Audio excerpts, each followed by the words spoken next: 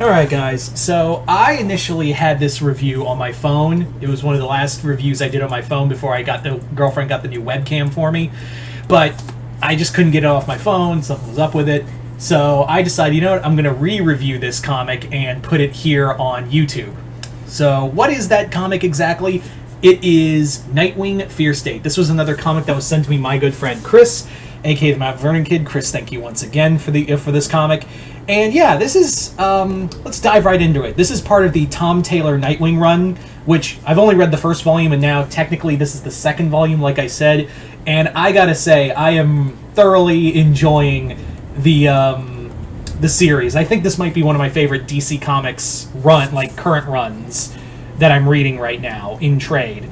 I've enjoyed it, and I really would love to see the next half. I don't know if the mic's picking this up, by the way, but there's a hurricane rolling through where I live, so I'm trying to do this as fast as I can. So anyway, so let's dive into Nightwing Fear State. Now, this is, like I said, even though this is the second volume, this is treated more as a tie-in to the Batman Fear State event, which I haven't read. I do want to read it because we never get a lot of Scarecrow-centric stories, especially with him as the villain, and I'm not counting video games, so don't say Arkham Knight. But I thought this would be, I think that's really cool, and like I said, this is while you could give it the name Nightwing Fear State, the other thing you could call it is Nightwing Brave and the Bold, because this is really, all of these comics are essentially what they are nothing more than Nightwing team-up books. That's really all it is like Nightwing teams up with members of the Bat family. You know, teaming up with, of course, Babs, Batman, Bruce, literally almost everyone in the Bat family is a part of this storyline. And I think that's really cool. I do think that's really cool. There's a great moment where Dick leaves Bloodhaven, and he feels bad, like, yeah, I just announced that I'm giving all this money away, but at the same time, like, I still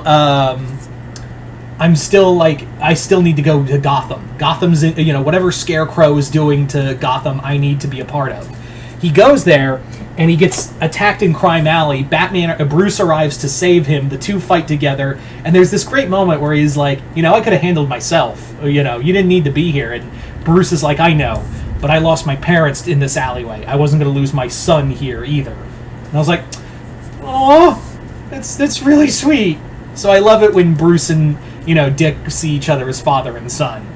The other thing is that Tom actually does a few things with Batgirl with Barbara that I really like basically talking about how I was crippled by the Joker I was fridged essentially for someone else. Like, I was like, wow, cool.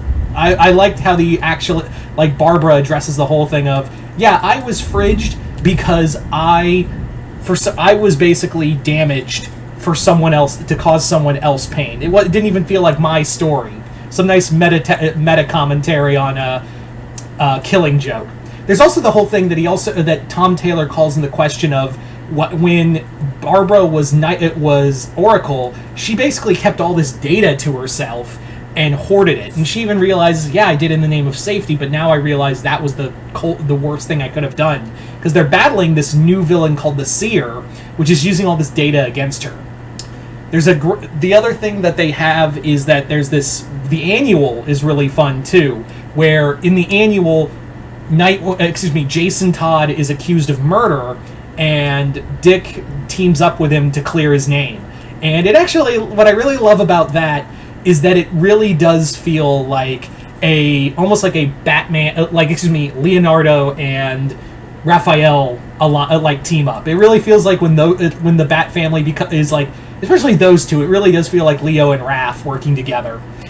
The artwork is really fun. There's some great angles here and there. There's some great line work.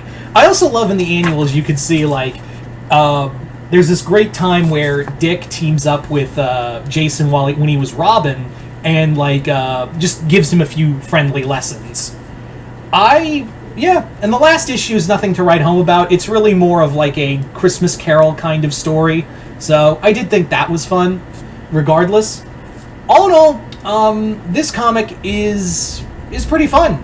I really enjoy it. It is nothing really to write home about. It doesn't really progress Nightwing's story on a whole. It really doesn't do that in any way, shape, or form.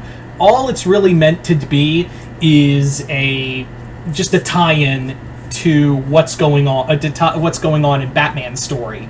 So yeah, it also acts as a spin-off to be like a prequel spin-off to the Batgirls series by Becky Cloonan, which I haven't read, so I can't really say anything on it. Oof, that was big.